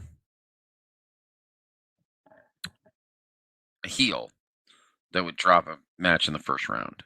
Do you put Big Bubba in there? He's a heel? Yeah, he faced Sting at he faced Sting right. at yeah, I can see that. Slamboree. Sure, I can see that. Yeah, if that's a body you just need to eat a pin, then that's fine. Yeah, that could work. Yeah. All right. So here's our guys. Let's get some matches going. We've got Vader, Regal, Meng, and Big Bubba are your heels. Sting, Macho, and Alex Wright are your baby faces with Tully Blanchard as your legend.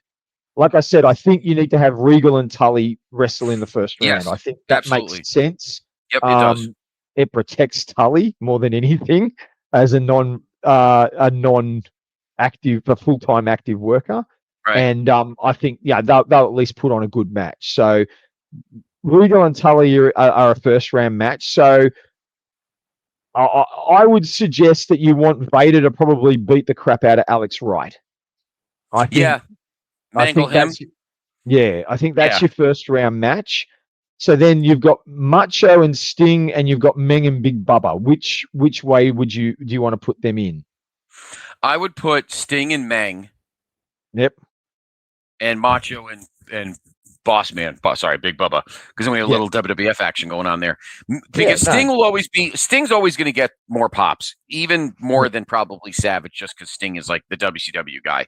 So I think if you're looking for sympathy and you're looking for Sting to get screwed at some point, I think having Meng there to be as kind of a disciple or a policy for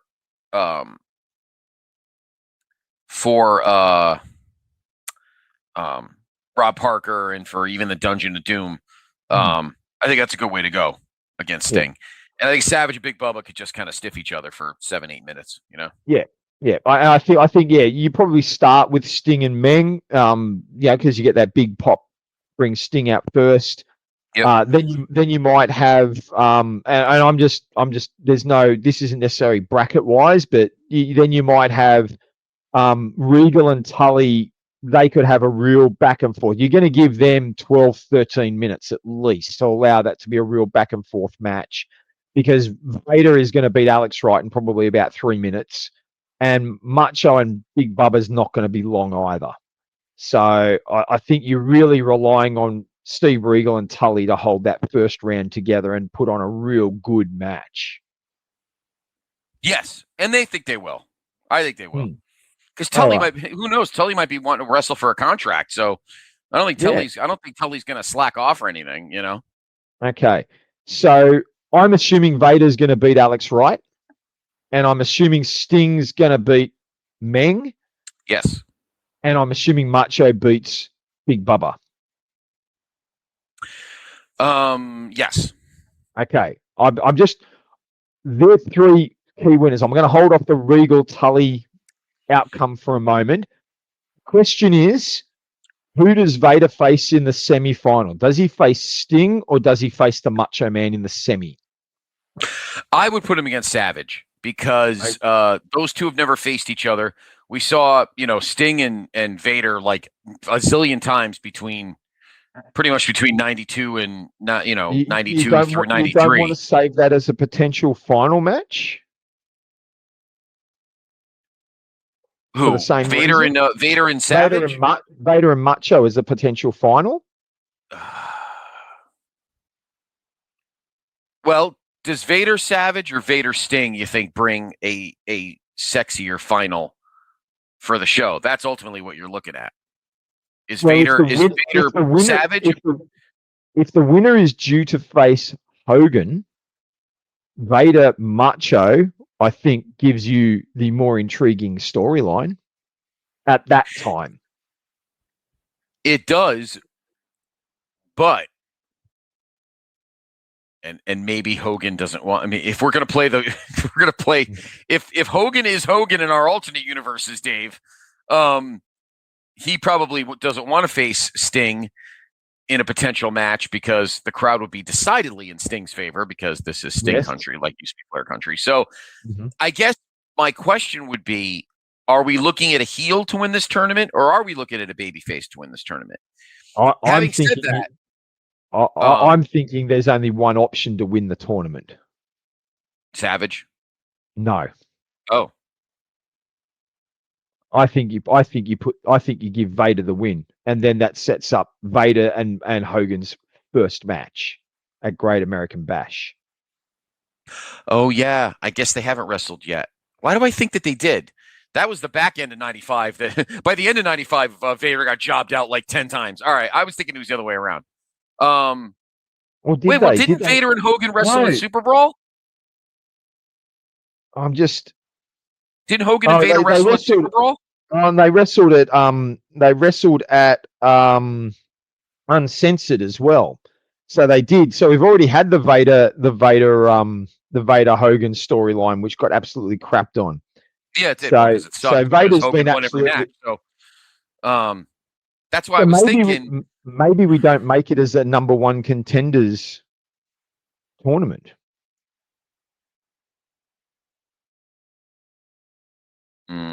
I think you kind of gotta make it for the number one contender. Yeah, I think you kind of gotta. I mean, so then what do you do then? This plays into then maybe do we need to reconsider? Maybe Meng needs to beat Sting. If we need someone to come out of this tournament as a challenger for Hogan, I think unless you're wanting to go Hogan against Macho or Sting, I think we might need to. Maybe this is where you and I are differing a little bit creatively. I'm actually kind of excited on the prospect of having another face Yeah. Maybe it's just me. Maybe it's just me wanting to punish Hogan. I don't know, but I just got. Well, this is our universe. We can do what we want. All right. Well, yeah, that's right. We are the gods here, Hogan. You're not. We Your call the shots in this locker your room. creative control doesn't override ours. Exactly. So I was suggesting Vader faces Macho in the semi, and Sting is going to face Vader in the final. Is that where we might be heading? I want to see one of these two. Maybe it's just me, Dave. I kind of want to see one of these two baby faces face Hogan at the Bash. Okay. All right. So let's go. Vader will face Macho in the semi because, like you said, Sting and Vader had a heap of matches. Right. So Sting has a semi-final match against either Regal or Tully Blanchard. Now, in the circumstances and that's why I wanted to know who they were going to face, who was going to face Vader. I wanted to get my head around that because in light of the fact that it's Sting in the semi, I think you could realistically put Tully over Steve Regal and have Tully versus Sting as a semi-final match. I think that'd be a lot. I think that'd be a lot of fun. You could play up a ton of shit going into that match. Yes. You know? Yes, and obviously, and you've got a long history to tell. You've got storytelling. You've got Arn and Flair in the company. Arn can show up, and Sting. They could. It could lead to speculation. Is Tully going to stay? Tully doesn't even have to stay after this. But you've got all the Horseman storylines that could be told through that match. Right. And it doesn't need to be long. Tully doesn't need to have a long match with Sting.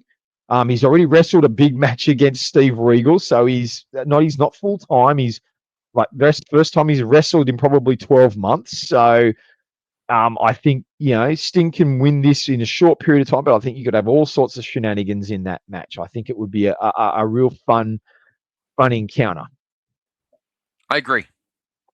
So if we take it back a step, so we've got our picture where we're going. Let's go back. Like we said, Vader will beat Alex Wright pretty comfortably and pretty quickly. Yeah, Powerbomb, bang. The dancing young man is going to get hammered. Sting and Meng, I think that can be a good tough match. Goes for about 7 or 8 minutes, but Sting, and Meng is beating him up, but Sting, fights back, Sting a splash, puts on the Scorpion. Maybe Parker jumps up in the apron, so he lets go of the Scorpion. Parker grabs Sting, Meng charges, Sting gets out of the grip, Meng and Parker collide, Sting rolls up Meng and gets the 3 count. Nice and easy. Macho and Big Bubba, they can go for a few minutes until Macho drops the elbow on Big Bubba. And Tully and Regal, I think this is a fun match where I think what you can do here, like I said, they're going to have a good back and forth match. But this is the sort of match where Tully is going to get cheered, and Tully can cheat like crazy, and everyone's going to love it when he's facing Steve Regal. And he can do a few cheating moves, and maybe he even rolls up Regal and grabs the tights, obviously, right. or puts his feet on the ropes, like right. Absolutely blatant cheating. So that Regal can complain about it, but Tully doesn't care, and he wins, and the crowd cheers about it. Right, exactly. So then we go to our semis, and we said Tully and Sting face off in the semis, and I think this is where you could have some fun. Tully has shown that he's willing to cheat. So Tully comes out, they start wrestling, Tully's cheating, Sting looks comfortable, and then Arn comes out. And Sting's sort of a bit shocked, and Arn tries to interfere, and perhaps in the end, Arn and Tully, there's a little bit of, Tully, again, that sort of Arn goes to trip someone, accidentally trips Tully, and Sting can put on the Scorpion, and match is over, and Sting wins clean. But a bit of fun with that. And then you've got Vader and Macho. So how about we do this? If you're wanting to see Hogan against a babyface, what if Macho Man beats Vader? And we set up a Macho Man Sting Iron Man tournament final. Works for me. Love it. I love it too. And then maybe Hogan. I think you got to have a Hogan appearance. Maybe he comes out and sits at ringside, or he maybe he's with Gorilla and Bobby. Or Gorilla and Bobby. Listen to me. That would be awesome. Tony and Bobby. Yeah, Tony and Bobby. and Bobby busts his chops, and Tony's Tony, and Sting or Savage. I think that match is a banger. I think you give it all the time in the world. Who's the U.S. champion? The U.S. champion at that time was Sting. I don't know if he'd taken the title yet. Trying to. It's not Duggan. No, he'd lost it by this point.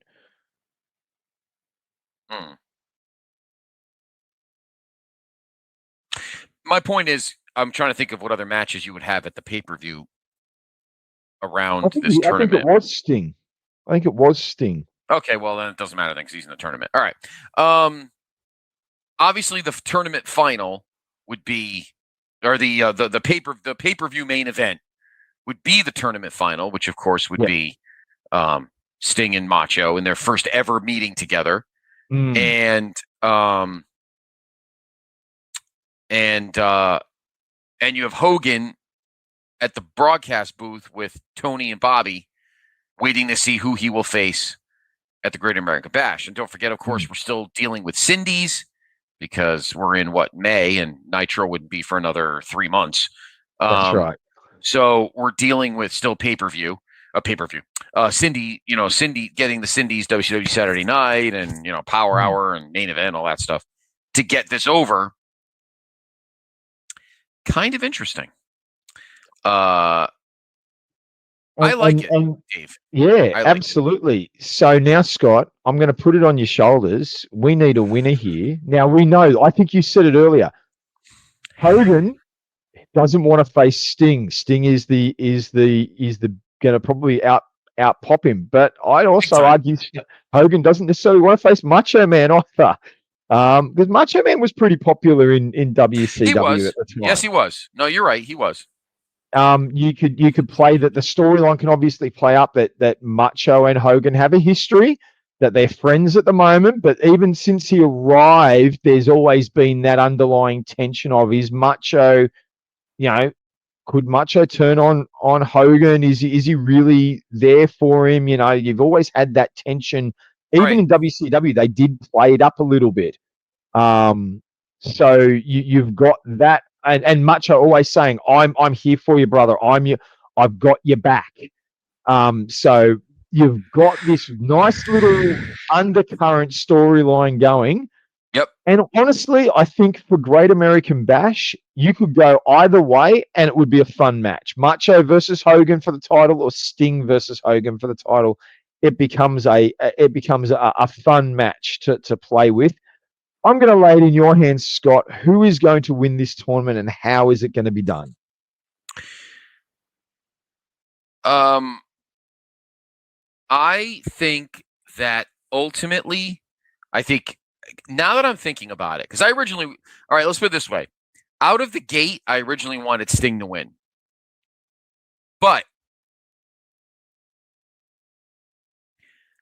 in our universe, we still have the NWO, and I feel like ultimately I still want the first ever match between Hogan and Sting to be at Starrcade 97. So, and of course we'll book that even better too, but that's for another episode. So I kind of think I want Savage to win here, and because that build is kind of ready-made, and then you wonder, is Savage going to play it straight? Is Hogan going to play it straight? And you can have Bobby. Yeah, remember? I was just going to say quickly that remember Hogan was doing that weird wearing black with the remember in after Nitro started, he was wearing the red boots and the black. We were kind of already getting a taste of what Hollywood Hogan would be like in another year. But he had the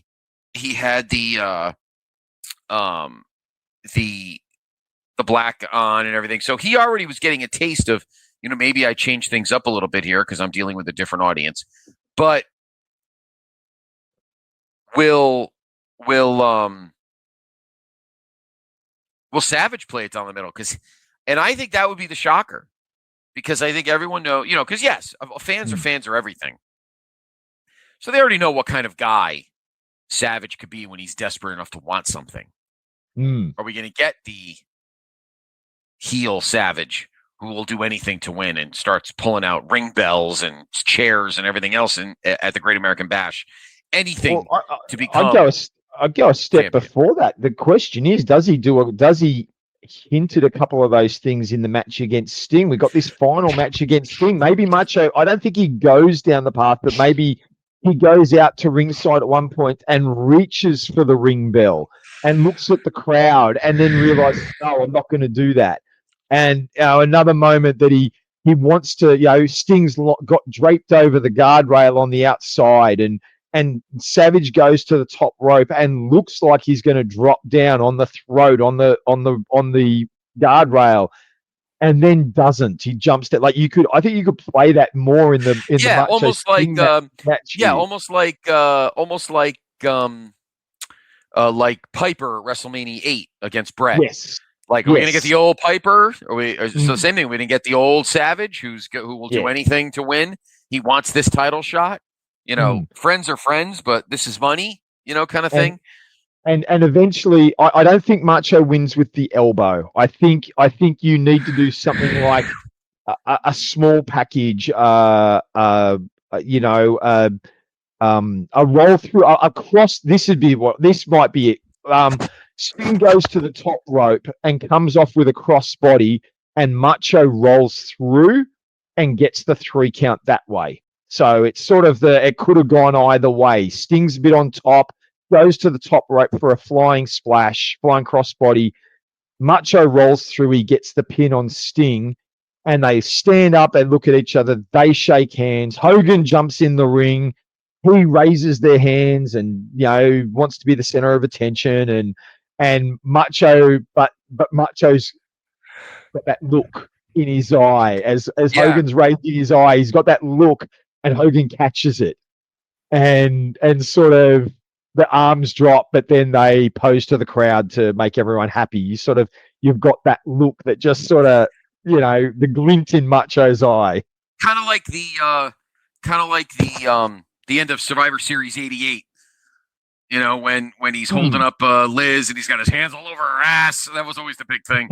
And Savage has the look, and that he could do the same thing here 7 years later. Yes. Similar look, like, Lust Hogan kind of thing, but in another way. But yeah, sorry. No, you go. I was just saying, I know it's crazy, but I'm fascinated in our alternate universe to force Hogan to have to do what we want. So I want him to face another babyface and have to work hard to either want to stay a babyface or eventually we do see obviously the heel turn. But I think that the match at Great American Bash, and I know this wasn't part of our original plan, but I think you get this match at Great American Bash and you have these hints throughout the match. Is Macho going to turn heel? And you maybe even have a push and shove on the Cindy's the week before, like they get into a heated argument in an interview segment. They're pushing each other, and Macho storms off. Like you're sort of like, is he going to go heel? But throughout the match, Macho wrestles as the babyface. We don't get it. I think you could actually target. You don't get any hint at Macho being a heel in this match against Hogan. Hogan gets a little frustrated at times, but doesn't go heel. Doesn't turn a thing. But this is the sort of match where I think in the end it's going to get thrown out because Flair's going to interfere and Vader's going to interfere and the Dungeon of Doom and you want to rattle off all your list of heels. In the end, these two guys just get similar to Bret Hart Diesel at Royal Rumble, where everyone interferes and the match gets thrown out. And everyone hates the outcome, but that allows Hogan to not have to come up with he doesn't beat Macho, but he doesn't lose to Macho either. So you can create that underlying tension for the future. But I think it lays some groundwork for some future concepts, like you said, when Hogan does become heel later down the track. Yep. Yeah. No, it can end in a schmaz, I guess. And then maybe in the main event, maybe that's not even the match. Well, I guess it kind of has to be the last match. But you can also do, Sting defends the U.S. title. Obviously, that pay-per-view will have other matches. We're not going to do that now. But we could. There's other things that could base it on. But yeah, it could end in a hot mess because you don't have a plan of Hogan dropping the belt anytime soon until we begin the feud with the Giant. But you'd hate to see it end in a schmaz, but there may be no other way, unfortunately. Yeah. So when does the Giant debut? I thought it was Fall Brawl. Because I know it's his first match is against Hogan, but when does he actually make his first appearance in the company? I want to say I thought it was Fall Brawl. It might and then they be. have the title match, and then they have that stupid monster truck Cobo Hall roof thing at Halloween Havoc, and then Giant wins the belt in like the weird DQ, and Jimmy Hart turns heel and all that stuff. I thought it was Fall Brawl. Let me. That's right. Here. It is. I've just looked it up. It is Fall Brawl. So okay. Yeah, because I was gonna run the gauntlet. It's probably too early to probably have the Giant appear at Great American Bash. Yeah, and get involved. I think it's too early. It's too early. Yeah. But you could definitely have. I mean, look, they're building to that Dungeon of Doom, stupid War Games match with a Dungeon of Doom. But that's probably where you go. You have the Dungeon of Doom interfere at Great American Bash, and you start that bigger storyline there when Kevin Sullivan just sends monster after monster into the ring to attack Hogan and Savage. Yep, and so instead of they're in the match, instead of fighting each other, they're fighting off the enemy, and they shake hands at the end of the match and even hug, and Hogan goes home happy. And the crowd, everyone goes, nah, just Hogan goes home. I like the way you said that, Dave. Everyone goes home, nah, just Hogan goes home happy. That was good.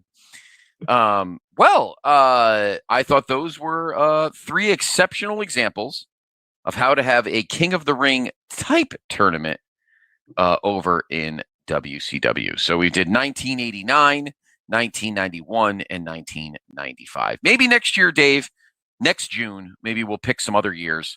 I think a tournament where the NWO are at their peak could be a fun little exercise next year. Sure. So maybe next year, we'll do an Iron Man tournament in 1997 or 1998. Maybe that's how we build to Sting, and maybe we do it in the fall, and maybe that's how we build to Sting and Hogan at Starrcade. And then I think 98 would be good too, because I think the NWO has to go after Goldberg.